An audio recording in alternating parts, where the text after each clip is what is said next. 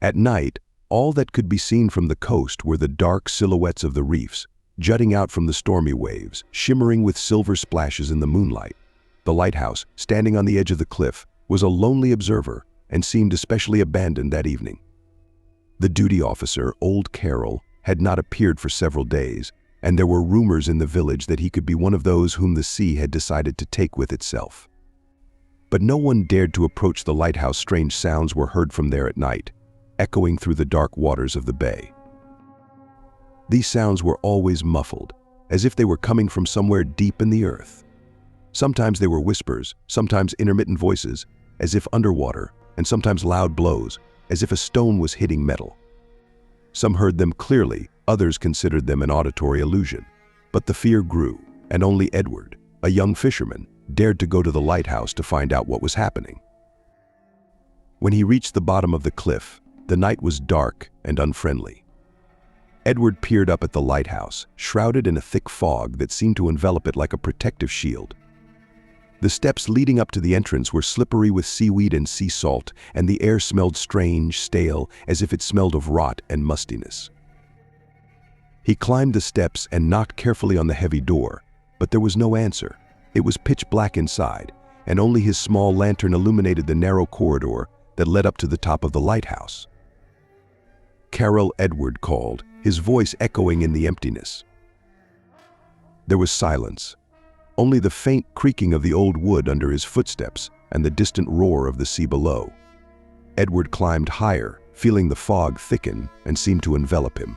The walls of the corridor became damp, and the air became heavy, making it difficult to breathe. On the next landing, he noticed something strange, a moldy book lying in the middle of the floor.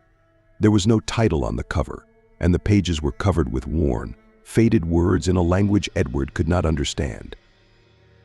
He opened the first page and saw strange symbols, combinations of circles, lines, and intertwining patterns.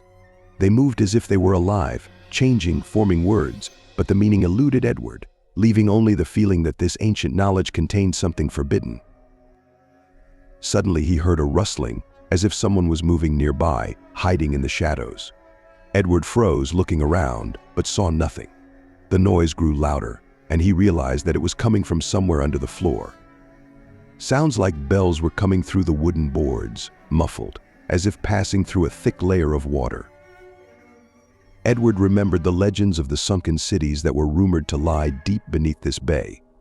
The old men said that in ancient times, an ancient civilization had stood on this site, destroyed by the sea.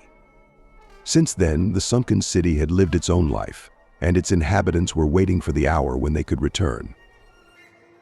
Trembling with fear, Edward crouched down, putting his ear to the floor. He thought he heard singing, strange and captivating. The sounds lulled him, seemed to pull him towards themselves, beckoning him somewhere deep. He did not know how much time had passed, but suddenly he noticed that the book he had left behind was now closer to him, although he had certainly not moved it. The pages began to turn by themselves, and on one of the pages, Edward saw an image. It was a map. It depicted a lighthouse, and next to it, a network of tunnels leading down to the heart of the sunken city. Edward clutched the lantern and decided to go to the end.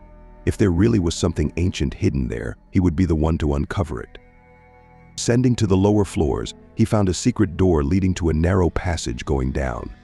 The tunnel was dark, and it seemed to groan from time and the weight of the sea waters that were waiting for the moment to break through and flood everything. But Edward continued to descend, feeling how a mysterious force was taking hold of him.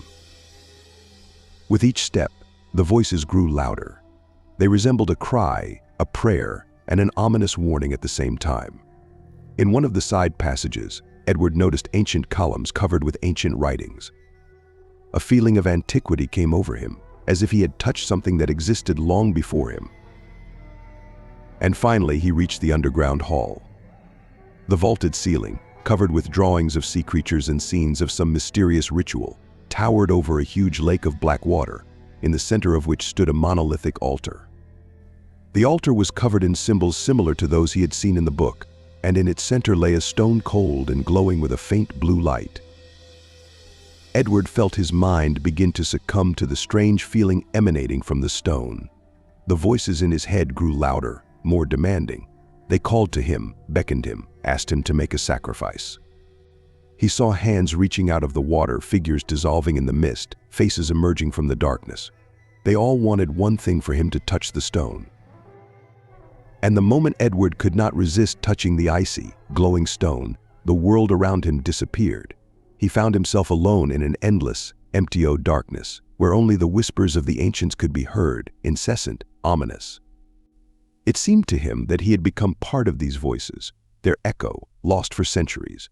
No one else heard his cry, and the lighthouse sank into eternal silence.